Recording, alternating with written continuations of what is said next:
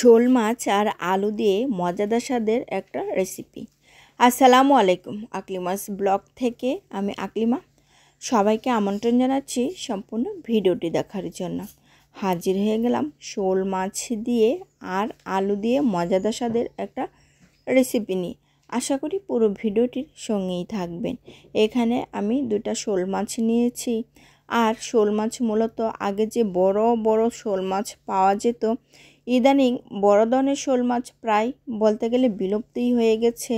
এত বড় শোল মাছ কিন্তু খুব বেশি চোখে পড়ে না। আমি মাছগুলোকে কুটে নিয়েছি আর এখানে আমি মাছের যে ছালটা ছিল সেটা ফেলে দিয়েছি।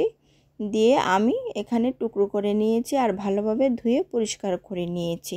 আর এদিকে আলুগুলো সিদ্ধ করে টুকরো করে নিয়েছি।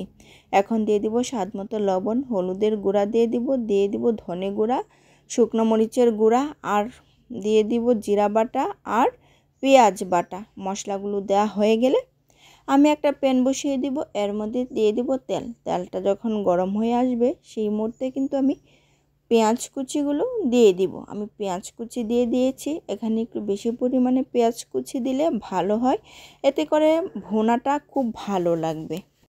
পেঁয়াজটা আমি বাদামি করে ভেজে নেব। পেঁয়াজটা ভাজা হয়ে গেলে যে মশলাটা রেখেছিলাম সেই মশলাটাকে আমি দিয়ে দিব। এরপর একটু ঢেকে রেখে দেব। এতে করে মশলাটা যখন কষানো হয়ে যাবে তখন কিন্তু আমি মাছগুলো দিয়ে দিব। আমি এখানে মাছগুলো খুব ভালোভাবে ধুয়ে কিন্তু পরিষ্কার করে নিয়েছি।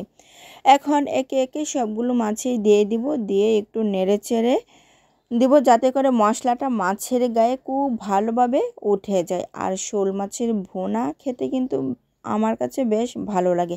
এছাড়াও শোল মাছ দিয়ে যে একটা ভাজি করা হয় পেঁয়াজ আর কাঁচা লঙ্কা দিয়ে, সেই ভাজিটা খেতেও অসম্ভব ভালো লাগে। ছোটোবেলায় দেখতাম আব্বাকে শোল মাছ নিয়ে আসতেন, আর আব্বা যে মাছগুলো আনতেন সেগুলো কিন্তু অনেক বড় থাকতো।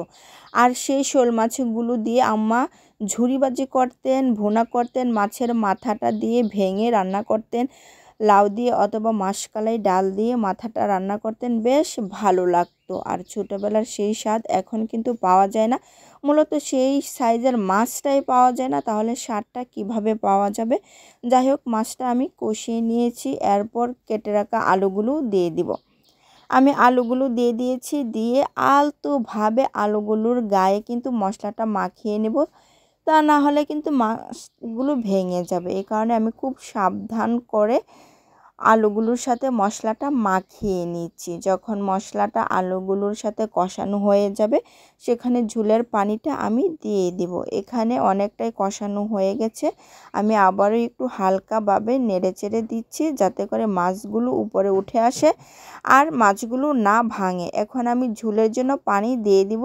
আর এখানে একটু ঝোল রাখতে হবে, তা নাহলে মাছটা খেতে ভালো লাগবে না।